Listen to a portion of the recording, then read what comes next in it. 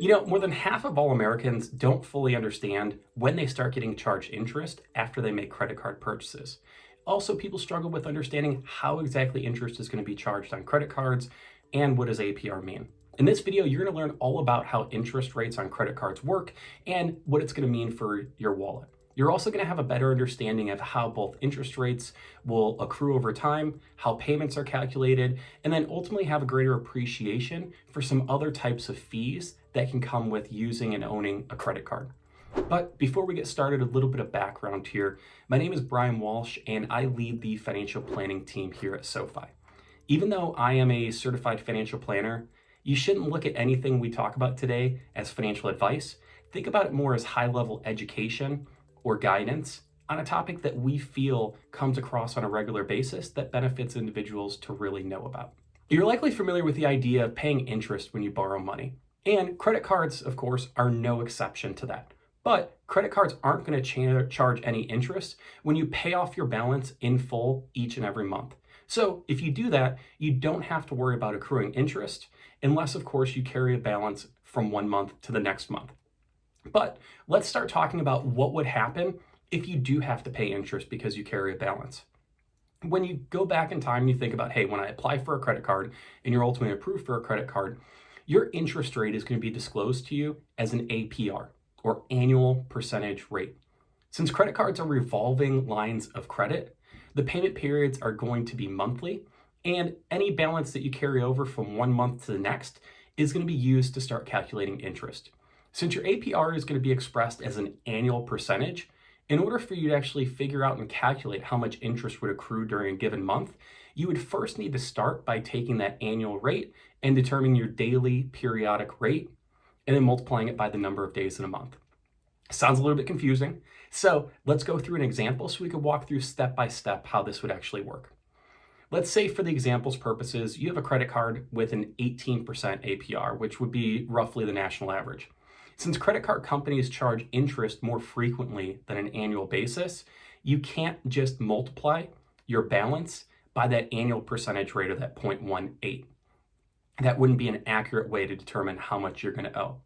Instead, you're going to need to start by calculating out what your daily periodic rate would be, which is going to be the same for any given day during a given period of time. You'd start by just taking that annual rate and dividing it by the number of days in a year, or 365, so that 18% would actually be 0.00049.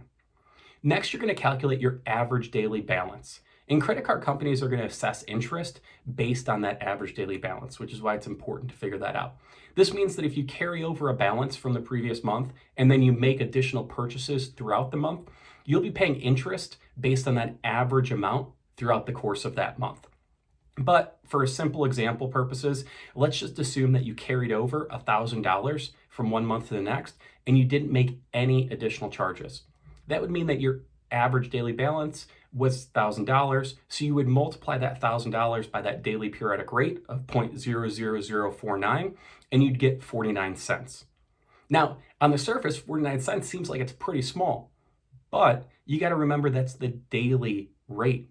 So what you'd need to do is you'd need to take that daily rate and you'd need to multiply it by the number of days that were in your given billing period. So this is going to vary different depending on how many days in the month, but let's use 30 days an example. So the next calculation would be taking that 49 cents times 30 days, and you would get $14.70 verse of interest. For the balance that you carried over, essentially at $1,000, you'd be charged $14.70 this month. But it's actually going to be a little bit more complicated than that because credit cards typically compound interest daily, which means that you're going to pay interest on top of the interest that accrues. So your average daily balance, if you came into the month with $1,000, would actually be a little bit higher throughout that given period of time, even if you didn't make any additional charges. It's going to be a little bit complicated for us to go through every single day during the billing cycle. So it's just important to understand that these types of, calculations are going to increase the amount of interest and actually make it higher than the simple example that we went through. Most of the time when people think about compounding, it's in the context of investing, and compounding can be very, very helpful and beneficial when it comes to investing. In this context, when we're talking about daily compounding, It's in the context of borrowing, which serves the opposite effect, and it could actually be very harmful and hurtful to people's finances. So hopefully throughout this example, you've learned that credit card interest is really something that you should try to avoid whenever possible. That way you never have to worry about calculating how much interest you're going to be charged for a given month if you just paid off your credit card in full each and every month. But let's say you're unable to pay off your credit card in full, then you're going to be given the option for different payment amounts. One such option would be your minimum payment, which is essentially looked at as the bare minimum to avoid any late fees or negative implications on your credit report for payment history. Typically, that minimum monthly payment is going to be a very small percentage of your total balance, and then also have a dollar amount limit. So for example, it might be the greater of $25 or 4% of your balance.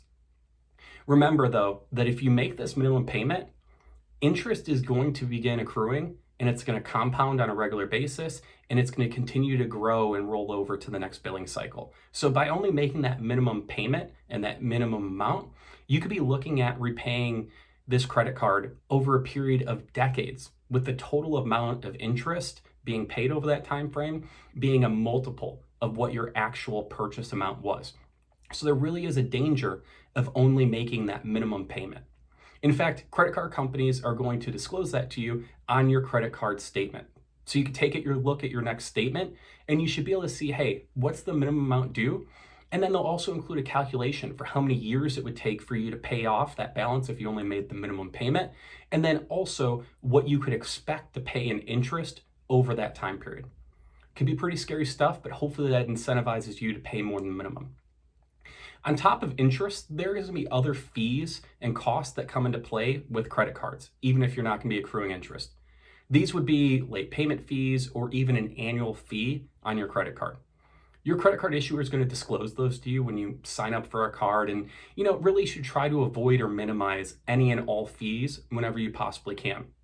A lot of credit cards will charge an annual fee if they offer any sort of perks or rewards in return. So that could be rewards points or maybe even frequent flyer miles. So for some credit card holders, that fee might be worth it. But if you're going to be looking at considering a card that does have an annual fee, you really want to make sure you do some math first to make sure that the value that you get in return is going to offset the cost of that annual fee. You could go ahead and you could try to get a card that avoids having those annual fees to make this simpler, but it really kind of goes down to that cost benefit analysis when you're evaluating the fee versus the benefits that you would get. Sometimes it can be beneficial, other times it could be a cost that can't be made up. Ultimately, credit cards can be a very helpful tool to help you build credit, protect your other accounts from fraud, and give you the ability to spend before you actually have the cash on hand. But there's going to be potential costs as well. The key is to balance those potential benefits of a credit card with the potential costs that would come from interest and fees that we talked about today.